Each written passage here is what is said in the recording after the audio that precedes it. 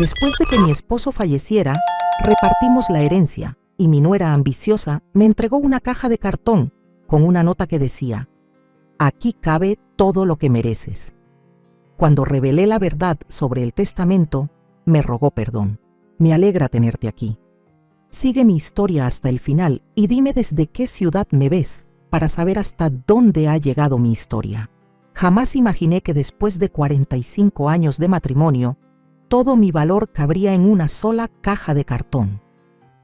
Habían pasado 6 semanas desde que le di sepultura a Fernando. 6 semanas de entumecimiento, de despertar estirando la mano hacia alguien que ya no estaba. ¿El duelo? La terapeuta dijo que con el tiempo dolería menos, pero nunca mencionó el segundo golpe que venía en camino. «La lectura será a las 2 de la tarde el jueves», dijo Martín con voz suave al llamarme.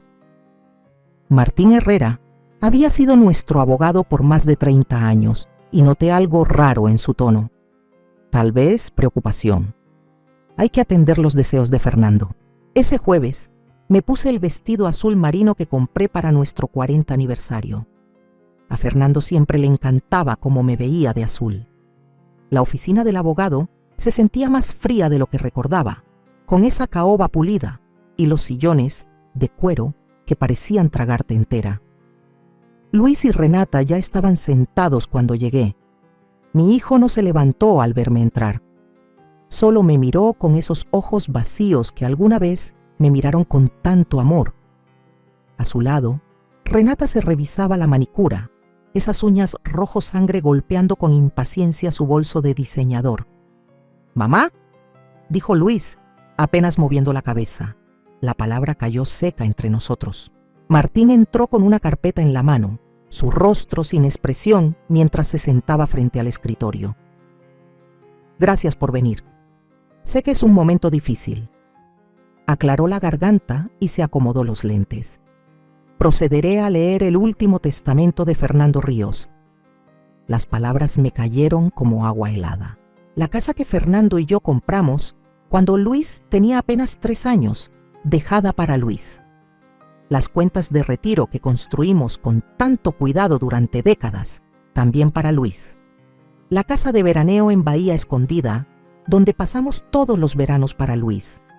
Y para mí, la esposa de Fernando durante 45 años, una pensión mensual modesta que ni siquiera alcanza para pagar la renta de un departamento decente y sus efectos personales. Debe haber algún error. Susurré, aferrándome al borde del sillón. «Me temo que no, Isabel», dijo Martín sin llegar a mirarme a los ojos. «Este documento tiene fecha de hace 18 meses y es legalmente válido». 18 meses. Justo cuando Renata empezó a pasar más tiempo en nuestra casa, siempre susurrando a Fernando cuando yo salía del cuarto, cuando él comenzó a volverse reservado con el dinero por primera vez en nuestro matrimonio.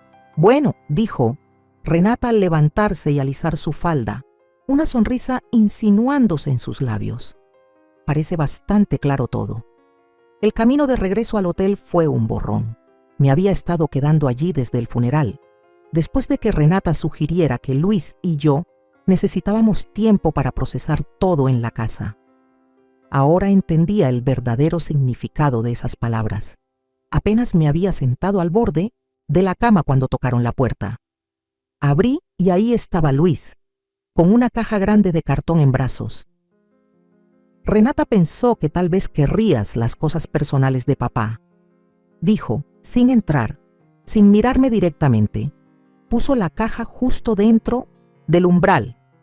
«Luis», dije al intentar tomarle el brazo, «tu padre y yo construimos todo juntos, la casa, los ahorros, todo. Mamá, por favor, no lo hagas más difícil». Se echó para atrás, esquivando mi toque. Papá sabía lo que hacía. Siempre hizo lo mejor para la familia. Antes de que pudiera responder, Renata apareció junto a él, rodeando su cintura con el brazo como quien marca territorio. «Reunimos todo lo que era específicamente de Fernando», dijo con una sonrisa apenas dibujada. Todo encajaba perfectamente ahí. Cuando estaban por irse, Renata se detuvo un instante y metió la mano en su bolsillo. Sacó una nota doblada y la dejó sobre la caja. «Casi se me olvida esto», dijo, con una chispa helada en la mirada. «Cuídate, Isabel». La puerta se cerró detrás de ellas con un clic suave. Con las manos temblorosas, desplegué la nota. Mis piernas cedieron y me dejé caer al suelo junto a la caja. Dentro había unas cuantas fotos. El suéter favorito de Fernando, sus lentes para leer, unos relojes viejos y su colección de tarjetas de béisbol. 45 años de matrimonio, reducidos a una caja de cartón con cachivaches. Pasé los dedos por sus lentes, recordando cómo entrecerraba los ojos al leer el periódico en las mañanas, negándose a aceptar que necesitaba bifocales hasta que, finalmente, lo llevé al oftalmólogo. La gastada piel de su cartera favorita todavía guardaba un leve aroma de su loción. Sonó mi celular sobresaltándome. Era Pilar, mi mejor amiga desde la universidad. «Kate, ¿cómo te fue?» Su voz era cálida, preocupada. Intenté responder, pero lo único que salió fue un sollozo. «Voy para allá», dijo sin dudar y colgó. 20 minutos después, Pilar estaba sentada a mi lado, en la cama del hotel, con su brazo sobre mis hombros mientras le contaba todo. «No tiene ningún sentido», dijo, negando con la cabeza. «Fernando te adoraba, todo el mundo lo sabía». «Aparentemente no todo el mundo», susurré, mirando la triste caja en el suelo. «¿Y esa nota? Eso fue cruel». La voz de Pilar se endureció. «Eso es tan típico de Renata. Lleva años trabajando a Luis, lo sabes». Asentí lentamente. Renata siempre había sido encantadora cuando le convenía, especialmente con Fernando. Pero yo había visto cómo miraba nuestra casa, nuestras cosas, con ese brillo calculador en los ojos. «¿Y ahora qué vas a hacer?», preguntó Pilar con suavidad. Miré la caja de cartón, ese contenedor que supuestamente albergaba todo lo que merecía después de una vida con Fernando. «No lo sé», admití, apenas en un susurro. Por primera vez en mi vida, de verdad no lo sabía. Lo que no dije fue que algo se sentía mal, profundamente mal. Fernando siempre fue meticuloso con nuestras finanzas. Siempre hablaba de asegurarse de que yo estuviera bien si algo le pasaba. El testamento que leyó Ignacio ese día no sonaba en nada a mi esposo. Mientras las sombras de la tarde se alargaban en la habitación del hotel, me quedé sentada con los restos de mi matrimonio dentro de una caja de cartón, preguntándome cómo el hombre que me sostuvo la mano durante el cáncer, que celebró cada logro conmigo y me susurró: «Te amo cada noche durante 45 años», pudo haberme dejado con tan poco, no solo económicamente, sino con esta sensación desgarradora de que todo lo que creí sobre nuestra vida juntos pudo haber sido una mentira. La luz de la mañana se filtraba a través de las cortinas de la cocina de Pilar, mientras yo me sentaba en su mesa del desayuno, mirando una taza de café que no podía tomar.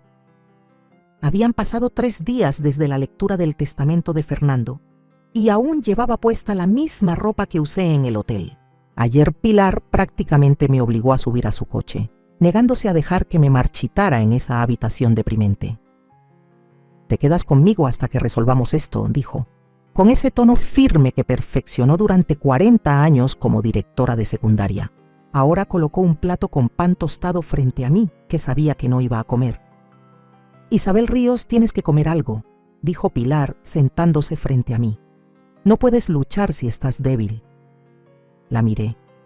¿Luchar? ¿Contra quién? Pilar, contra mi propio hijo, contra el fantasma de mi esposo. Mi voz se quebró. Ni siquiera sé qué pasó.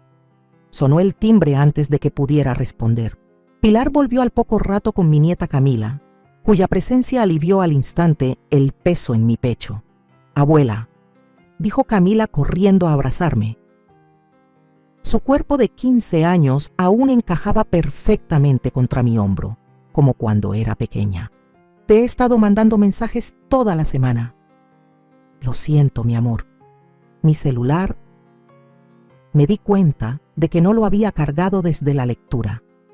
«Mamá me dejó en el centro comercial», explicó Camila, alejándose un poco para mirarme con esos ojos inteligentes tan parecidos a los de Fernando.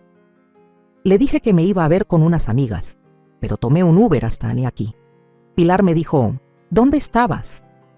Pilar me guiñó un ojo desde el otro lado de la sala. Los adolescentes rebeldes a veces pueden ser útiles. Abuela, ¿qué está pasando? Papá no quiere hablar y mamá dice cosas raras sobre una reestructuración financiera y que ahora estaremos más cómodos. El rostro de Camila se arrugó un poco y ya están empacando las cosas del abuelo. Mamá habla de convertir su estudio en un gimnasio en casa. Un dolor agudo me atravesó el pecho. El estudio de Fernandos era su refugio, con sus libros queridos y ese escritorio antiguo, donde le enseñó a Camila a jugar ajedrez cuando apenas alcanzaba a ver el tablero. Tu madre se mueve rápido, dije, sin poder ocultar el veneno en mi voz. También están vendiendo cosas, continuó Camila en voz baja. El juego de cubiertos de plata, los relojes del abuelo, incluso ese cuadro de tu viaje a Venecia. Mamá dice que están liquidando activos innecesarios. Eso no le pertenece, susurré. Aunque legalmente ya no estaba tan segura. Camila metió la mano en su mochila y sacó algo envuelto en una bufanda. Lo tomé antes de que pudiera venderlo también. Lo desenvolvió con cuidado y apareció el reloj de bolsillo de Fernandos, ese que su padre le había regalado al graduarse de la universidad. Siempre decía que algún día sería para ti, le dije, acariciando la superficie desgastada del oro. Lo sé, por eso no pude dejar que lo vendiera. Los ojos de Camila se llenaron de lágrimas. Abuela, algo no anda bien. Papá se está comportando raro, toma más y pelean por las noches cuando creen que no escucho. Pilar se sentó junto a nosotras. ¿Y por qué pelean, mi amor? Por dinero, casi siempre. Y Camila dudó. Mamá dice que tienen que actuar rápido, antes de que pase algo. Y anoche gritaba sobre unos documentos que papá debía destruir y no lo hizo. Crucé la mirada con Pilar desde el otro lado de la mesa y algo frío y certero se instaló en mi pecho. Camila, ¿te acuerdas del señor Herrera? ¿El abogado de tu papá? Pregunté con cuidado. Asintió. El señor amable con moños, necesito hablar con él. Dije más para mí misma que para ellas. Algo no cuadra. ¿Crees que el testamento no sea legítimo? Preguntó Pilar con cautela. No lo sé, admití, pero Fernando siempre me dijo que todo estaba arreglado, que yo estaría bien. Esto no suena como él. Camila nos miró con seriedad, su rostro joven endurecido por algo que no debería cargar.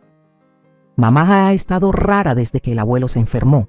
Siempre entraba a su estudio cuando él estaba sedado con la medicina, diciendo que lo ayudaba con sus asuntos. Un golpe en la puerta nos interrumpió.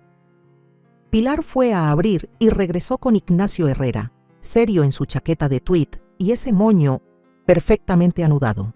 «Isabel», dijo quitándose el sombrero. «Me alegra haberte encontrado. He estado llamando. Mi celular...» Hice un gesto vago.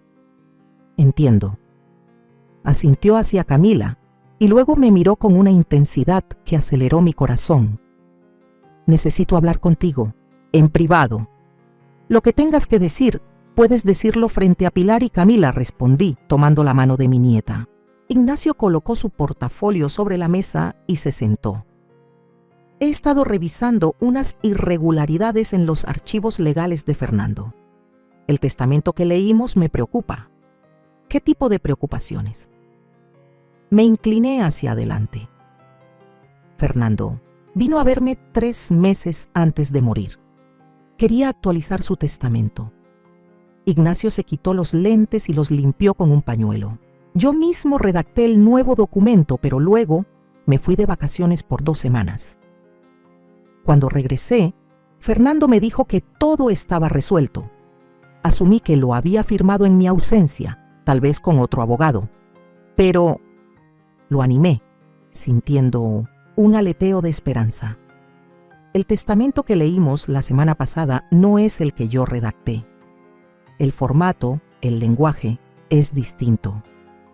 Me miró con gravedad. Estuve revisando mis archivos y encontré notas de mi reunión con Fernando. Sus instrucciones eran muy claras. Sobre cuidarte a ti, Isabel, muy claras de verdad. Mis manos temblaban mientras asimilaba esa información. ¿Estás insinuando que el testamento podría ser falso? Martín midió bien sus palabras. Lo que digo es que hay dudas serias que deben investigarse. Probar un fraude es complicado, especialmente cuando se trata de miembros de la familia.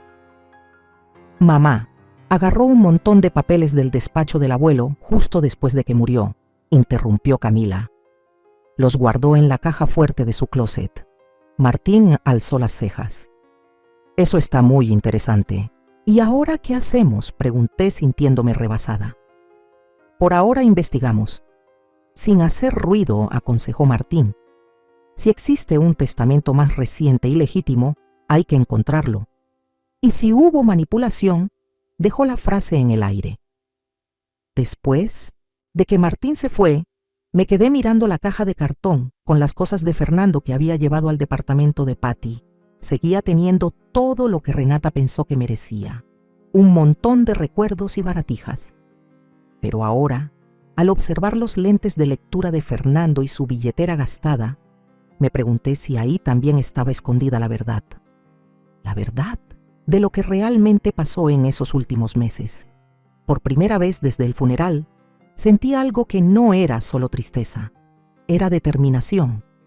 Si Renata pensó que la muerte de Fernando era su oportunidad para quedarse con todo lo que habíamos construido, entonces no conocía a la mujer que estuvo a su lado durante 45 años. Tomé el reloj de bolsillo que Camila había rescatado, sintiendo su peso familiar en mi mano. Fernando siempre decía que el tiempo revela todas las verdades, tarde o temprano. Tal vez tenía razón. No voy a permitir que te borren, Fernando, susurré a la habitación vacía, y mucho menos voy a dejar que me borren a mí. Las siguientes 2 semanas pasaron con una lentitud dolorosa mientras me adaptaba, con dificultad, a la rutina en el departamento de Patty. Cada mañana despertaba desorientada, olvidando por un instante que Fernando ya no estaba, y luego recordando todo de golpe: el funeral, el testamento, la caja de cartón, la traición. Martín investigaba el tema del testamento con mucha discreción. La estrategia legal tiene que ser cuidadosa, me explicó. Si acusamos sin pruebas, se nos puede volver en contra. Mientras tanto, Camila se había convertido en mis ojos y oídos en la casa familiar, mandándome mensajes discretos sobre las actividades de Renata. Cada mensaje me apretaba el estómago. Mamá vendió los palos de golf del abuelo hoy. Papá parecía que quería decir algo, pero no lo hizo. Están pintando de nuevo la sala. Ya quitaron ese tono de azul que tú y el abuelo eligieron. Mamá habla de renovar el cuarto principal. Dice que quiere limpiar la energía. Cada actualización era otro golpe al recuerdo de la vida que Fernando y yo habíamos creado. 45 años de matrimonio, desmantelados en cuestión de semanas. El viernes por la tarde, mi celular sonó con un número que no reconocía. La señora Ríos. Habla Claudia Torres de la firma contable. Me enderecé de inmediato. Claudia había sido la asistente de Fernando en la firma donde trabajó hasta jubilarse hace 5 años. Claudia, qué gusto escucharte. He querido llamarte desde el funeral, dijo, con una voz algo titubeante. No sé si sea importante, pero hay algo que no me deja en paz. ¿Qué pasa?, pregunté, sintiendo cómo se aceleraba mi corazón. Unos 4 meses antes de que el señor Ríos falleciera, vino a la oficina. Quería revisar unos archivos viejos. Dijo que necesitaba ver cierta documentación financiera para planear su patrimonio. Eso suena a Fernando, dije, sonriendo sin querer. Siempre tan meticuloso. Sí, bueno, continuó Claudia. Se le notaba preocupado. No era él mismo. Me pidió que hiciera copias de ciertos documentos y que le certificara una declaración. Dijo que era por precaución, pero no explicó más. Apreté el teléfono con más fuerza. ¿Se llevó esos documentos? Algunos sí, pero también me pidió guardar un sobre sellado en el archivo de seguridad de la firma. Dijo que tal vez alguien necesitaría acceder a él algún día y dejó instrucciones específicas. Solo se podía entregar a usted o al señor Herrera. Sentí que el cuarto se inclinaba un poco. Claudia, ese sobre sigue ahí. Por eso llamo, dijo bajando la voz. Ayer, señora Ríos, su nuera vino a la oficina. Traía una carta supuestamente firmada por usted, autorizándola a recoger todos los efectos personales del señor Ríos en la firma, incluyendo los documentos guardados. Me invadió un escalofrío. Yo nunca escribí esa carta. La voz de Claudia se hizo aún más baja. Yo también pensé que no. La firma se veía rara. Y las instrucciones del señor Ríos eran clarísimas sobre quién podía tener acceso a ese sobre. Le dije que necesitaba verificar con la gerencia antes de entregar cualquier cosa. Gracias, respiré. Claudia. Ese sobre podría ser muy importante. Yo también lo creí. Por eso estoy llamando desde mi celular personal, no desde la línea de la oficina. Hizo una pausa. Señora Ríos, no quiero pasarme de la raya, pero el señor Ríos siempre fue muy amable conmigo. Si alguien está tratando de ir en contra de sus deseos, lo están, dije con firmeza, y pienso detenerlos. Al colgar, llamé de inmediato a Ignacio. Acordamos que él iría a la firma contable el lunes por la mañana para asegurar lo que fuera que Fernando hubiera dejado allí. Esa noche me senté en el balcón de Pilar mirando cómo el atardecer pintaba el cielo en tonos dorados y rosados. Por primera vez desde la muerte de Fernando, sentí algo más que dolor, una ira callada que hervía bajo la superficie y, con ella, claridad. Renata no solo había manipulado el testamento, estaba borrando sistemáticamente todo rastro de mí en la vida que Fernando y yo habíamos construido juntos, vendiendo nuestras cosas, redecorando nuestra casa, intentando acceder a los documentos, privados de Fernando todo, mientras Luis observaba en un silencio cómplice. Recordé cuando Luis trajo por primera vez a Renata a casa, hace 8 años. Era encantadora, atenta, hacía preguntas sobre las reliquias familiares y elogiaba nuestro hogar. Fernando había sido reservado en su juicio. Algo en ella se siente calculado, había dicho, pero yo desestimé sus preocupaciones como un exceso de protección. Y con los años, la influencia de ella sobre Luis creció. Mi hijo, que antes era considerado, se volvió distante, cancelaba cenas familiares a último momento, olvidaba cumpleaños, siempre tenía excusas para no visitarnos. Renata siempre culpaba al trabajo o al horario ocupado de Camila, pero esa sonrisa satisfecha que mostraba decía otra cosa. Fernando también notó el cambio en sus últimos meses, mientras el cáncer debilitaba su cuerpo, pero no su mente. Pasaba horas en su estudio, organizando papeles, haciendo llamadas cuando yo no estaba en la habitación. Solo estoy poniendo todo en orden, me decía cuando le preguntaba, asegurándome de que todo esté cuidado. Yo lo interpreté como su manera de prepararse para lo inevitable, de intentar que su partida fuera más llevadera para mí. Ahora me preguntaba si había algo más, si había reconocido la amenaza que Renata representaba y trataba de protegerme a su modo metódico y cuidadoso. Mi celular vibró con un mensaje de Camila. Mamá descubrió que tomé el reloj del abuelo, está furiosa. Dice que todo en la casa les pertenece legalmente ahora. Le contesté, ¿estás bien? 3 puntitos aparecieron, desaparecieron y luego regresaron. Sí, papá por fin me defendió. Dijo que algunas cosas deben quedarse en la familia. A mamá no le gustó. Una chispa de esperanza se encendió en mi pecho. Tal vez Luis no estaba completamente perdido después de todo. Otro mensaje de Camila apareció. Abuela, encontré algo raro. Hay una tarjeta de presentación en el cajón del escritorio del abuelo con un número y escrito atrás. Llama si pasa algo. Es de alguien llamado Tomás Rivera. El nombre no me sonaba, pero el mensaje me heló la sangre. Fernando había dejado migajas. pedacitos de sí mismo dispersos para que los encontrara después de que él se fuera. El sobre, en la firma contable, esta tarjeta misteriosa, quizá incluso otras pistas que aún no había descubierto. Fernando sabía que algo no estaba bien. Había tratado de advertirme a su manera, silenciosa, pero decidida.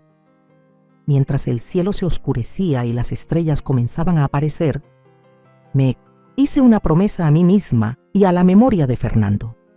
Seguiría su rastro, pieza por pieza. Recuperaría lo que era mío por derecho, no solo objetos materiales, sino mi dignidad, mi lugar en la historia de nuestra vida juntos. Renata creyó que me había reducido al contenido de una caja de cartón. Estaba a punto de descubrir cuánto había subestimado a Isabel Ríos. El lunes por la mañana me encontró sentada en la oficina de Ignacio, observando mientras abría con cuidado el sobre que Claudia había recuperado del archivo seguro de la firma contable. Sus manos, manchadas por la edad pero aún firmes, rompieron el sello con el abrecartas que Fernando le había regalado en su cumpleaños número 65. Bueno, dijo Ignacio, levantando las cejas mientras sacaba un montón de documentos. Fernando fue ciertamente minucioso. Esparció los papeles sobre su escritorio, estados financieros, escrituras de propiedad, registros de inversiones y, lo más importante, un sobre sellado marcado como testamento final de Fernando Ríos con 1290, una fecha de apenas 3 meses antes de su muerte. Este es el testamento que redacté, confirmó Ignacio, examinando el documento. El legítimo. Sentí un nudo en la garganta. ¿Qué tan distinto es de lo que se leyó? Martín hojeó los papeles. Su cara se fue ensombreciendo. Completamente distinto. Este testamento deja la casa para ti y Luis, con el derecho de residencia vitalicia para ti, sin importar si cambia la propiedad.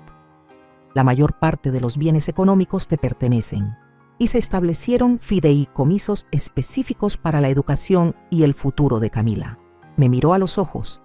Isabel, con este testamento, tendría seguridad financiera total y un control significativo sobre la propiedad, una finca.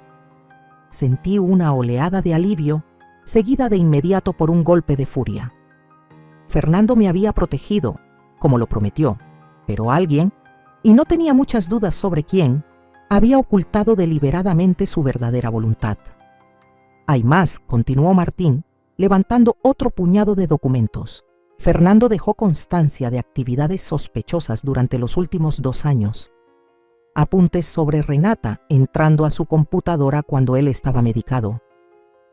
Registros de transferencias sin explicación desde sus cuentas compartidas. Incluso una transcripción de una conversación que grabó entre Renata y alguien llamado Tomás Rivera. Ese nombre me golpeó como un puñetazo. Camila había encontrado la tarjeta de presentación de Rivera en el escritorio de Fernando. Martín asintió, con gesto serio. Según esta transcripción, Rivera es un especialista en documentos. Leyendo entre líneas, parece que Renata lo contrató para falsificar el testamento de Fernando de forma convincente. Falsificación, repetí. La palabra me supo amarga. Así que el testamento que se leyó era casi con seguridad fraudulento, concluyó Martín. Fernando sospechaba que Renata planeaba algo.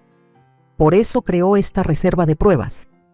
Levantó otro documento, incluido este testimonio firmado, en el que afirma que creía que Renata intentaba manipular la planificación de su herencia y que cualquier testamento posterior a este debía considerarse dudoso, a menos que él lo confirmara explícitamente tanto conmigo como contigo.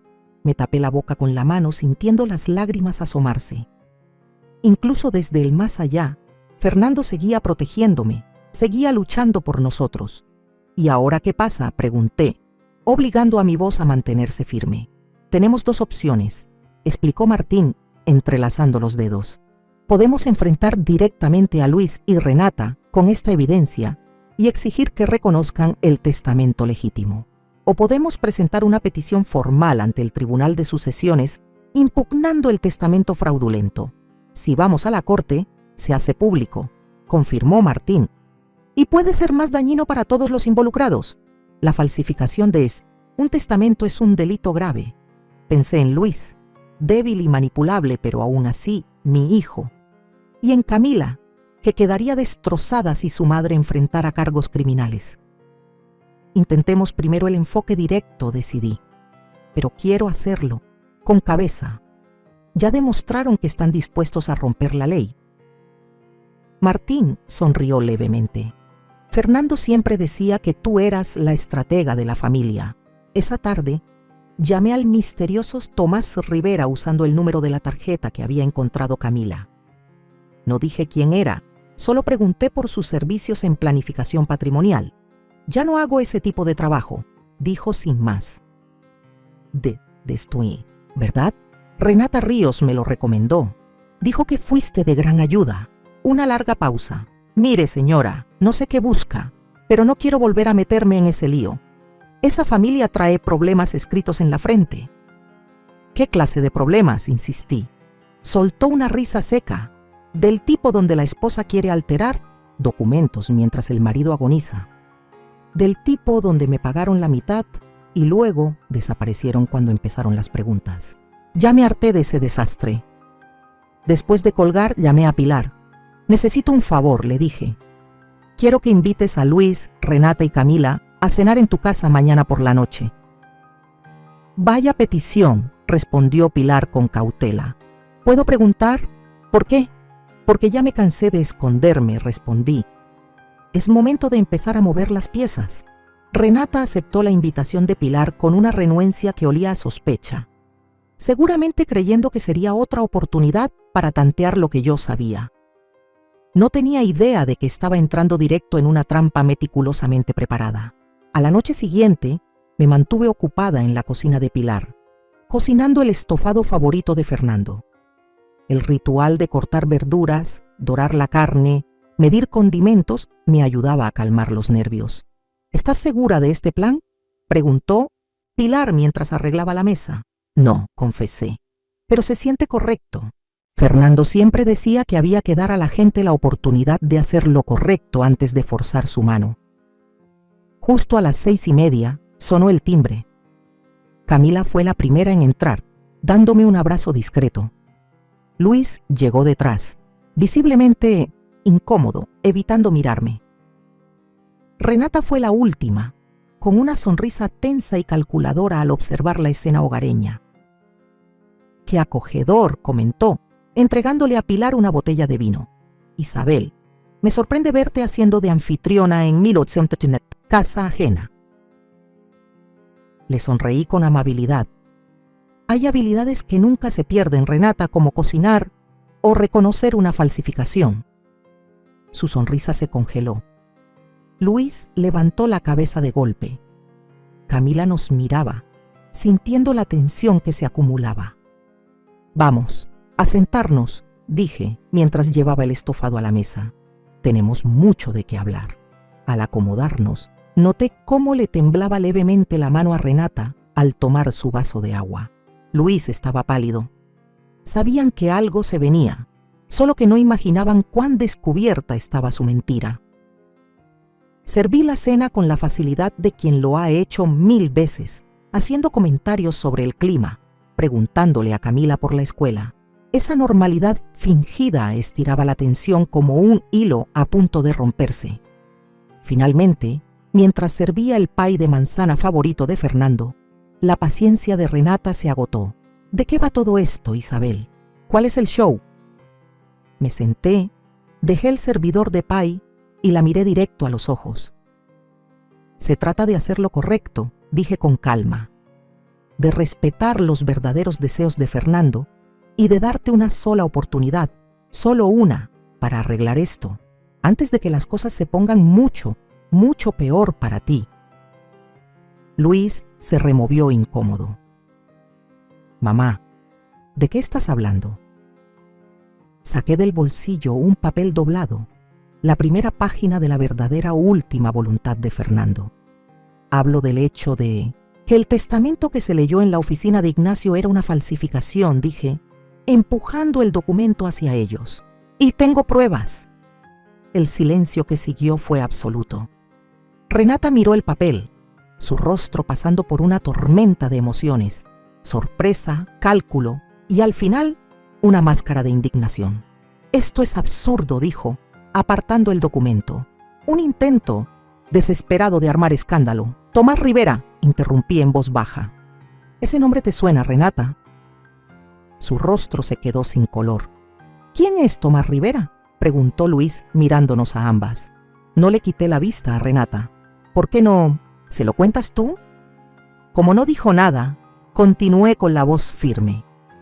«Tomás Rivera es un especialista en documentos que fabrica falsificaciones. Fernando grabó una conversación entre él y Renata hablando sobre la creación de un testamento nuevo y falso. Esa grabación ahora está en manos de Ignacio Herrera, junto con el testamento verdadero de Fernando». Luis miró a su esposa, el desconcierto marcado en su rostro. «Renata, ¿de qué está hablando?». La compostura de Renata se quebró. «Miente, solo está molesta por el testamento y quiere causar problemas». «¿Estoy mintiendo sobre el sobre que Fernando dejó en su firma contable?», pregunté, «aquel que trataste de recuperar con una carta de autorización falsificada con mi firma». Camila soltó un leve jadeo. No quería que escuchara todo eso, pero tal vez ya era hora de que supiera quién era realmente su madre. El rostro de Luis pasó del desconcierto al horror. «Renata, dime que no es cierto». La estrategia de Renata cambió al instante. Se le llenaron los ojos de lágrimas y tomó la mano de Luis. «Solo quería proteger a nuestra familia. Tu padre nunca me quiso. Lo sabes. Iba a dejarnos fuera. Eso no es verdad», dije con firmeza. «El testamento real de Fernando es generoso con todos, incluso contigo y con Luis. Solo se aseguró de que yo no quedara en la calle». Después de colgar, marqué a Pilar. «Necesito un favor», le dije. «Quiero que invites a cenar mañana en tu casa a Luis, Renata y Camila». «Es una petición curiosa», respondió con cautela Pilar. «¿Puedo saber por qué?». «Porque ya me cansé de esconderme», le contesté. «Es hora de empezar a mover las fichas». Renata aceptó la invitación con una desconfianza disimulada, seguramente pensando que era otra oportunidad para tantear cuánto sabía yo. Ni se imaginaba que estaba entrando directo a una trampa perfectamente armada. Esa noche me ocupé en 1900, la cocina de Pilar, preparando el estofado favorito de Fernando.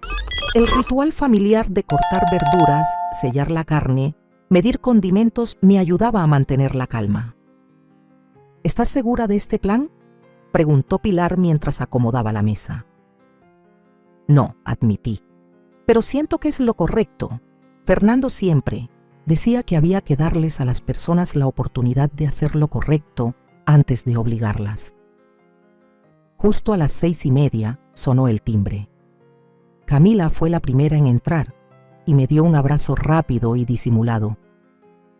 Luis venía detrás, incómodo, evitando mi mirada. Renata fue la última, con una sonrisa tensa y calculadora al observar la escena hogareña. «Qué acogedor», comentó, entregándole a Pilar una botella de vino. «Isabel, me sorprende verte haciendo de anfitriona en casa ajena». Le sonreí con amabilidad. «Hay habilidades que nunca se pierden, Renata, como cocinar o detectar una falsificación». Su sonrisa se congeló. Luis levantó la cabeza de golpe. Camila nos miró a las dos, percibiendo la tensión súbita. «Vamos a sentarnos», dije mientras llevaba el estofado a la mesa. «Tenemos mucho de qué hablar». Mientras nos acomodábamos, noté que la mano de Renata temblaba un poco al tomar su vaso de agua. El rostro de Luis estaba pálido. Sabían que algo se avecinaba, solo que no imaginaban lo profundamente que había destapado su engaño. Serví la cena con soltura, charlando sobre el clima, preguntando a Camila por la escuela. La normalidad forzada hacía que la tensión se estirara más con cada minuto. Finalmente, al servir el pay de manzana, el postre favorito de Fernando, Renata perdió la paciencia. «¿De qué se trata todo esto, Isabel? ¿De esta obrita tuya?». Me senté, tomé el servidor de pay y la miré directamente a los ojos. Se trata de hacer lo correcto, respondí con calma. Se trata de respetar los verdaderos deseos de Fernando y de darte una sola oportunidad, solo una, para arreglar esto antes de que las cosas se pongan mucho, mucho peor para ti. Luis se removió incómodo. Mamá, ¿de qué estás hablando? Metí la mano al bolsillo y saqué una hoja doblada, la primera página del testamento real de Fernando. Hablo del hecho de que el testamento que se leyó en la oficina de Ignacio era falso, dije, deslizándoles el papel. Y tengo pruebas. El silencio que siguió a mi acusación fue total. Renata miró el documento, su rostro pasando de la sorpresa al cálculo hasta adoptar una expresión de falsa indignación. Esto es absurdo, dijo, empujando el papel. Un intento desesperado por causar problemas. Tomás Rivera, murmuré. ¿Ese nombre te suena, Renata? Su rostro perdió el color. ¿Quién es Tomás Rivera?, preguntó Luis mirándonos. Seguí con los ojos fijos en Renata. ¿Por qué no se lo cuentas tú? Como no respondió, continué con voz firme.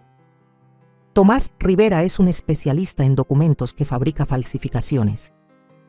Fernando grabó una conversación entre él y Renata, hablando sobre la creación de un nuevo testamento falso. Esa grabación ahora está en manos de Ignacio Herrera, junto con el testamento verdadero de Fernando. Luis se volvió hacia su esposa, con la confusión marcada en el rostro. Renata, ¿de qué está hablando? Renata ya no pudo mantener la compostura. Está mintiendo, está dolida por el testamento y solo quiere hacer daño. ¿Estoy mintiendo sobre el sobre que Fernando dejó en su despacho contable?, pregunté. ¿El que intentaste sacar con una carta de autorización falsa firmada con mi nombre? Camila soltó un pequeño jadeo. No quería que escuchara todo eso, pero quizás ya era hora de que supiera la clase de persona que era su madre. La expresión de Luis había cambiado de desconcierto a puro horror. Renata, dime que no lo hiciste. Renata cambió de táctica al instante. Los ojos se le llenaron de lágrimas mientras tomaba la mano de Luis. Solo intentaba proteger a nuestra familia. Tu padre nunca me quiso, lo sabes. Nos iba a dejar fuera. Eso no es cierto, dije con firmeza. El testamento real de Fernando es generoso con todos, incluyéndolos a ustedes. Solo se aseguró de que yo no quedara en la calle. Me moví alrededor de la mesa y hice lo que las madres han hecho desde siempre. Abracé a mi hijo mientras lloraba. Sabía que algo no estaba bien. Él siguió hablando, esforzándose por calmarse. El testamento no sonaba como algo que papá escribiría, pero Renata fue tan insistente y yo simplemente me dejé llevar porque era más fácil creerlo. Tu padre siempre decía que tenías un buen corazón, pero necesitabas aprender a tener carácter. Se lo dije con suavidad. Una sonrisa triste cruzó fugazmente su rostro. Tenía razón, como siempre. ¿Y ahora qué vas a hacer?, pregunté. La expresión de Luis se volvió seria. Primero vamos a honrar el testamento real de papá. Todo volverá a como él lo quiso. Dudó un momento. Y después, tengo que replantearme bien mi matrimonio. No es la primera vez que Renata manipula las cosas. Le apreté la mano. Lo que decidas, aquí estoy. Sigues siendo mi hijo. Él asintió, secándose las lágrimas. No merezco tu perdón. No se trata de merecer, respondí. Se trata de la familia de verdad. Cuando Luis se fue para enfrentar la inevitable conversación con Renata, me quedé en la cocina con Pilar y Camila. La tensión de la noche me había dejado agotada, pero con una extraña sensación de paz. ¿Y ahora qué pasa?, preguntó Camila con su carita seria. Ahora vamos a poner las cosas en su lugar, como deben estar, le dije. Tu abuelo se encargó de eso. Mientras ayudaba a Pilar a lavar los platos de la cena interrumpida, pensé en la caja de cartón que Renata me había dado. Esa caja que, supuestamente, contenía todo lo que merecía tras 45 años junto a Fernando. Qué irónico que terminara siendo la primera pieza para desmantelar su plan. A Fernando siempre le encantó el ajedrez. Disfrutaba de las jugadas estratégicas, los cálculos meticulosos, la paciencia de pensar 3 pasos adelante. Esa noche lo sentí a mi lado, susurrando su frase favorita cuando lograba una jugada ganadora. Jaque mate, querida, jaque mate. Han pasado 3 meses desde esa cena en el departamento de Pilar. Las estaciones han cambiado, del otoño frío en que murió Fernando a los primeros brotes tímidos de la primavera. La vida, como siempre, ha seguido su curso. Los asuntos legales se resolvieron más rápido de lo que esperaba. Frente a la abrumadora evidencia y la negativa de Luis a seguir con la farsa, a Renata no le quedó más remedio que ceder. Martín se encargó de todo con su eficacia habitual. Presentó el testamento legítimo de Fernando ante el tribunal y se aseguró de que los bienes se transfirieran como debía ser. Ahora estoy sentada en la sala soleada de mi nuevo hogar, una casita modesta pero encantadora de 2 habitaciones, a solo 10 minutos de la escuela de Camila. No quise volver a la casa que compartí con Fernando. Demasiados recuerdos, demasiadas sombras. Luis lo entendió y, según el testamento, la casa fue vendida y el dinero se repartió como Fernando deseaba. Suena el timbre, sacándome de mis pensamientos. Camila está en la puerta con la mochila colgada de un hombro. «Abuela», me abraza fuerte. «Papá me dejó. ¿Está bien si me quedo el fin de semana?» Siempre, le digo haciéndola pasar. «Tú, cuarto ya está listo y compré esas galletas de crema de cacahuate que te gustan». Camila va directo a su cuarto. La segunda habitación la decoré pensando en ella. Las paredes son de un azul verdoso suave, su color favorito, y el estante tiene tanto clásicos de mi colección como novelas juveniles que le interesan. Un espacio para comenzar de nuevo. Al verla instalarse, me asombra su capacidad de adaptación. Los últimos meses no han sido fáciles para ella. Luis pidió el divorcio 3 semanas después de descubrir la verdad sobre el testamento. Durante mi mes, entonces, la separación, descubrió que Renata había estado gastando dinero de sus cuentas compartidas en regalos caros para otro hombre. Una traición que no me sorprendió, pero que lo destrozó. Camila se queda con Luis entre semana y conmigo la mayoría de los fines de semana. Rara vez habla de su madre, que se mudó a Chicago el mes pasado con su nuevo novio. Algunas heridas tardan más en sanar. Vuelve a sonar el timbre. Es Luis, entrando por un café rápido antes de irse a su cita con la terapeuta. Estas visitas se han vuelto nuestra nueva rutina. Un proceso cuidadoso de reconstrucción, casi desde las cenizas a Daristi. La casa está hermosa, mamá, dice, aceptando la taza que le ofrezco. Esas cortinas son nuevas, ¿verdad? Asiento con la cabeza, contenta de que se haya dado cuenta. ¿Pilar me ayudó a elegirlas?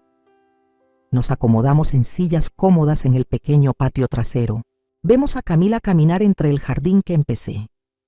¿Cómo te sientes?, pregunto observando su rostro.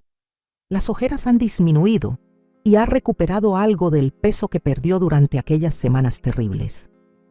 Mejor, dice, y le creo. La terapeuta dice que tengo que dejar de castigarme por lo que pasó. Tiene razón, le digo. La culpa mira hacia atrás, la responsabilidad hacia adelante. Sonríe apenas. Eso suena a algo que diría papá. Lo es, admito, una de sus muchas frases llenas de sabiduría. Nos quedamos en un silencio cómodo por un momento, ambos perdidos en recuerdos de Fernando. Luis lo rompe primero. Encontré esto ayer, dice, sacando un sobre pequeño del bolsillo. Pensé que tal vez los querías. Dentro de nuestras fotos no las había visto en años.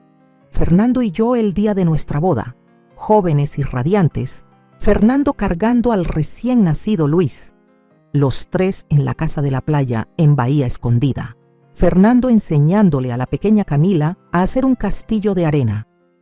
¿Dónde encontraste estas?, pregunto, pasando la yema del dedo por el rostro sonriente de Fernando. Estaban en el cajón del escritorio de papá, en la casa. Renata debió, pasarlas por alto cuando estaba sacando las cosas. La pausa en su voz me dice que todavía le cuesta hablar de lo que hizo Renata sin que le hierva la sangre. Gracias, digo sin más, apretando las fotos contra el pecho. Cuando Luis se va, agrego las fotos al álbum de recuerdos que he estado armando, no solo para mí, sino para Camila y cualquier nieto que venga después. La historia de Fernando, nuestra historia, guardada con toda su verdad, sin recortes. Más tarde, mientras Camila y yo preparamos la cena, llega la pregunta que sabía que tarde o temprano iba a hacer. ¿Extrañas mucho al abuelo? Me detengo, el cuchillo suspendido sobre las zanahorias. Todos los días, le contesto con sinceridad, pero ya no es como antes. Ahora es un dolor más suave. Ella asiente, su carita seria. Creo que le gustaría esta casa y que estés bien ahora. Yo también lo creo, respondo, sorprendida por su intuición. Esa noche, cuando Camila ya está dormida, me siento en la pequeña terraza con una taza de té, mirando cómo el barrio se sumerge en el silencio de la noche. Mi celular suena con un mensaje de Pilar. Club de lectura mañana, viene un miembro nuevo, Harold, amigo de Ignacio. Es profesor de inglés jubilado y soltero, solo digo. Me río negando con la cabeza ante los intentos tan evidentes de mi amiga por emparejarme. Aún no estoy lista para eso. Tal vez nunca lo esté. Fernando fue mi compañero por 45 años. Ese tipo de amor deja huellas que no se borran fácil, pero le agradezco a Pilar por seguir creyendo en mi futuro. Agradezco los esfuerzos de Luis por reconstruir lo que se rompió, el cariño inquebrantable de Camila, el apoyo firme de Ignacio en medio de las batallas legales. Agradezco esta pequeña comunidad que se ha formado a mi alrededor, que no permitió que me sintiera sola, ni en mis momentos más oscuros. Y agradezco, aunque aún me sorprende, la crueldad de Renata, esa caja de cartón con su nota despectiva. Sin quererlo, me dio justo lo que necesitaba, la chispa de indignación que rompió mi parálisis y me obligó a pelear. Mi mirada se alza hacia las estrellas que empiezan a brillar en el cielo. A Fernando le encantaba mirar las estrellas. En las noches de verano, extendía una manta en el jardín y me nombraba las constelaciones, con la voz baja, maravillado por esa luz tan antigua. Te veo en las estrellas, me dijo una vez, constante, brillante, guiándome a casa. Ahora, al mirar hacia arriba, siento su presencia no como una punzada de pérdida, sino como una certeza suave. Él es parte de mí, entretejido en la fibra de quien soy. Ninguna caja de cartón ni papel falso podría encerrar ni disminuir esa verdad. Dentro de mi nuevo hogar, los lentes de lectura de Fernando reposan en la repisa junto a mis libros favoritos. Su reloj está en mi mesa de noche, aún marcando la hora con precisión. Esos pequeños objetos que Renata creyó sin valor resultaron ser tesoros, testigos de un amor que va más allá de los papeles y de la muerte, más allá de juicios y sentencias. En este mes, desde la muerte de Fernando, he aprendido que el duelo no se supera, se integra. El dolor se vuelve parte del paisaje, menos filoso con el tiempo, pero siempre presente. Y de forma extraña, hay consuelo en esa permanencia. Saber que lo que perdimos sigue con nosotros porque fue importante. Mañana me despertaré en esta casa que ahora es solo mía. Desayunaré con mi nieta. Trabajaré en el jardín. Rechazaré con humor amable los intentos de Pilar por emparejarme. Seguiré construyendo esta nueva vida, pedazo a pedazo. La vida que Renata creyó poder negarme. La vida que Fernando confió que encontraría. La vida que siempre estuvo en mí, esperando salir de la sombra del duelo. Cuando la oscuridad lo cubre todo, le susurro a las estrellas, a Fernando, a mí misma. Sigo aquí, sigo entera, y soy mucho más que lo que cabe en una caja de cartón. Muy lejos, el silencio que sigue me envuelve, siento la sonrisa aprobadora de Fernando. tan real como el aire fresco de la noche sobre mi piel. Algunos lazos no se rompen, algunas conexiones no desaparecen del todo, y algunas victorias no se tratan de ganar, sino de recuperar la dignidad que siempre fue tuya por derecho. Lo que he vivido me dejó una verdad tatuada en el alma. No permitas que nadie decida por ti cuánto vales, y mucho menos que te encierren en una caja de cartón llena de mentiras y migajas. 45 años de amor, de lucha, de historia compartida, no se borran con un testamento manipulado, ni con la ambición de quien jamás entendió lo que significa construir una vida con alguien. El mensaje que quiero compartir contigo, desde lo más profundo de mi experiencia, es este. Tu dignidad no está en lo que te dejan, sino en lo que tú decides defender. No es fácil pelear contra la traición, sobre todo cuando viene de tu propia sangre. Duele, quema. Pero el silencio, ese silencio que protege lo injusto, duele más con el tiempo. Yo aprendí que el duelo no se supera, se transforma, se integra en quien eres. Y desde ese dolor convertido en fuerza, puedes alzarte y exigir la verdad, incluso si tiembla la voz. Nadie debería resignarse a ser invisible en su propia historia. Nadie debería aceptar que el amor y la lealtad que entregó durante décadas se traduzcan en despojo y desprecio. A ti, que me escuchas, que leíste mi historia con el corazón abierto, quiero preguntarte algo. ¿Qué harías si descubrieras que han intentado borrarte de tu propia vida? ¿Lucharías como yo lo hice, paso a paso, a pesar del miedo? ¿Buscarías justicia aunque doliera? Porque si algo he entendido es que a veces las victorias no se ganan en un tribunal, sino en el alma. Cuando te miras al espejo y sabes que no, te rendiste. ¿Y tú? ¿Desde dónde me estás escuchando? ¿Has pasado por algo parecido? Estoy aquí, con el corazón abierto, deseando conocer tu historia también.